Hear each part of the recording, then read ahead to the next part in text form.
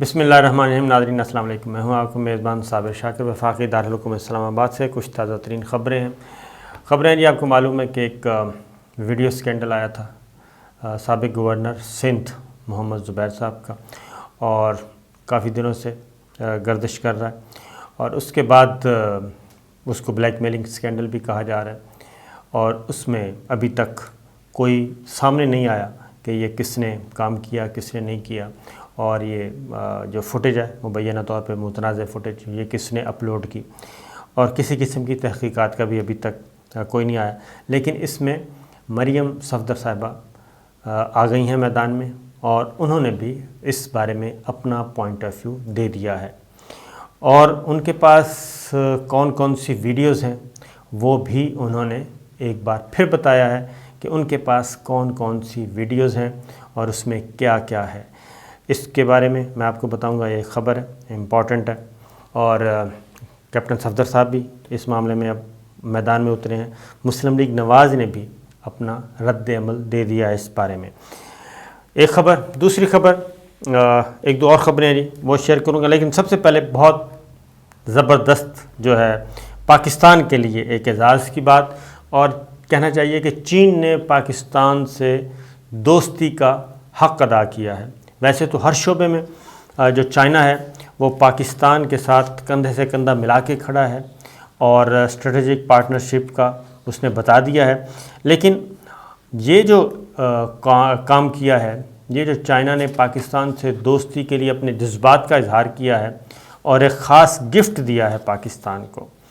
وہ بڑا زبردست حوصلہ افزا ہے، اور اس پہ چائنا کا شکر گزار ہونا چاہیے پاکستانیوں کو خاص طور پہ. کیونکہ ہوا یہ ہے کہ چین نے خلائی شٹل، خلا میں جہاز بھیجتا رہتا ہے چین، اور اس میں چائنا اس معاملے میں کافی ایکسپرٹ ہے. تو چین نے خلا میں جو اپنا جہاز بھیجا، شٹل بھیجی، اس میں پاکستانی پرچم انہوں نے خاص طور پہ بھیجا جی وہاں پہ، اور وہاں جا کے انہوں نے لہرایا بھی، یعنی کہ خلا میں جا کے. اور چین کی اکیڈمی آف اسپیس ٹیکنالوجی نے باقاعدہ طور پہ بیجنگ میں ایک اسپیشل تقریب کی. یہ ان کی جو خلائی شٹل تھی، خلائی جہاز جو بھی کہہ لیں آپ، یہ 17 جون کو پاک چین دوستی کی 70ویں سالگرہ تھی، یعنی کہ 70 سال ہو گئے تھے دوستی کو. اور اس موقع پہ خلائی جہاز 17 جون کو گیا تھا خلا میں. جہاز کا نام تھا شینزھو، اور اس میں شینزھو 12، اس میں پاکستانی پرچم بھیجا گیا، اور پاکستانی یہ جہاز 17 ستمبر کو واپس زمین پہ لوٹا. یعنی تقریباً 3 مہینے، جولائی، اگست اور سپٹمبر، 3 مہینے خلا میں رہا، اور یہ 3 گنا زیادہ بلندی پر رہ کر اس نے نیا ریکارڈ قائم کیا. اور پاکستانی پرچم کو خاص طور پہ چائنا لے کے گیا تھا کہ پاک چین دوستی کی 70 برس مکمل ہو چکے ہیں. اور اس کے بعد یہ واپس آئے. بیجنگ میں ایک تقریب ہوئی. یہ قومی پرچم، یعنی کہ پاکستان کا سبز ہلالی قومی پرچم خلا میں ہو کے آ چکا ہے، لہرایا جا چکا ہے، اور وہ پرچم جو لے کے گئے تھے وہ پاکستان کے حوالے کیا ہے. اور یہ بیجنگ میں تقریب ہوئی. پاکستان کے سفیر ہیں معین الحق، ان کو یہ دیا گیا جی، یہ قومی پرچم حوالے کیا گیا. اور اس تقریب میں CMSA اور CAST اور دیگر چینی تحقیقاتی اداروں نے جو کامیاب خلائی مشن مکمل کیا تھا اس پہ مبارکباد بھی دی. اور قومی پرچموں کا خلائی سفر پاکستان اور چین کے درمیان منفرد دوستی کا جو مظاہرہ کیا گیا اس کو اپریشیٹ کیا گیا. اور اس طریقے سے بہت جلد ہی یہ پرچم، قومی پرچم، پاکستان بھی پہنچ جائے گا. سبز ہلالی پرچم. اس جو تقریب ہوئی اس میں پاکستان کے سفیر تھے، China academy of science technology کے سیکرٹری تھے، چائنا مینٹ اسپیس ایجنسی کے ڈائریکٹر جنرل تھے، اور دیگر اہم عہدیدار، اعلیٰ حکام موجود تھے. تو یہ ایک اچھی خبر. اور جو لوگ یہ کہتے ہیں کہ پاکستان اور چین کے درمیان کوئی خلل آ جائے گا یا کوئی دراڑ آ جائے گی، یہ پاسبل نہیں ہے. اور کچھ چیزیں بظاہر ہوتی ہیں، دکھائی جاتی ہیں کہ کوئی بظاہر دکھایا جاتا ہے کہ بڑی جو سرد مہری ہو گئی ہے، نہیں، وہ سرد مہری نہیں ہوتی، وہ بھی ایک حکمت عملی کا تقاضا ہوتا ہے۔ کبھی گو سلو کی پالیسی اور کبھی اس میں تیزی آ جاتی ہے، تو گو سلو جب اختیار کیا جاتا ہے تو پس پردہ کچھ اور ہو رہا ہوتا ہے۔ اس لیے پاکستان اور چائنا جو ہیں جی وہ پہلے ہی بے لوس دوست تھے ہی، لیکن سی پیک کے بعد پھر GF17 کا پروجیکٹ ہے، اس کے بعد BRI کا پروجیکٹ ہے، ان تمام پروجیکٹس کے بعد تو اب تصور بھی نہیں کیا جا سکتا، اور اب یہ دوستی جو ہے پاکستان اور چین کی، یہ پاکستان اور چین کی سرحدوں سے باہر نکل چکی ہے، اور اب دنیا کے دیگر خطوں میں یہ دوستی کام آ رہی ہے، اور اس دونوں ملک جو ہیں وہ شانہ بشانہ کھڑے ہیں۔ ایک اچھی خبر یہ تھی۔ دوسری ویڈیو سکینڈل پہ جانے سے پہلے ایک اور خبر، اور وہ ہے جی کہ ڈالر کا ریٹ کہاں پہنچنے والا ہے۔ ڈالر غائب ہو گیا ہے مارکیٹ سے، اور خاص طور پہ ہدایات دی گئی ہے بینکوں کو جی کہ ڈالرز جو ہیں وہ اکاؤنٹ ہولڈرز کو بھی نہ دیے جائیں، بلکہ روپے دیا جائیں اور ڈالر کو روکا جائے۔ اس کی وجہ یہ ہے کہ افغانستان کی صورتحال کی وجہ سے مارکیٹ سے ڈالر اٹھایا جا رہا تھا، اور ڈالر 170 روپے سے تجاوز کر چکا ہے، بلکہ یہ تو ہے انٹر بینک ریٹ 170 روپے 27 پیسے سے تجاوز، اور جو اوپن مارکیٹ ہے وہ تو 175 176 تک پہنچ چکا ہے، اور ڈالر کا ریٹ اگر اسی رفتار سے بڑھتا گیا تو جو مارکیٹ میں آوازیں آ رہی ہیں اس کا جو آوازیں ہیں وہ ہے کہ 185 180 تک یہ ڈالر کا ریٹ آرام سے جائے گا۔ اس سلسلے میں ایک میٹنگ بھی کال کی ہے پرائم منسٹر نے، اور گورنر اسٹیٹ بینک سے اس بارے میں بات کی جائے گی کہ اس کو کنٹرول کرنا چاہیے۔ لیکن دوسری کانسپریسی یہ ہے کہ چونکہ IMF کے ساتھ 8 اکتوبر کو مذاکرات ہونے ہیں، مذاکرات کا کوئی سیشن ہے،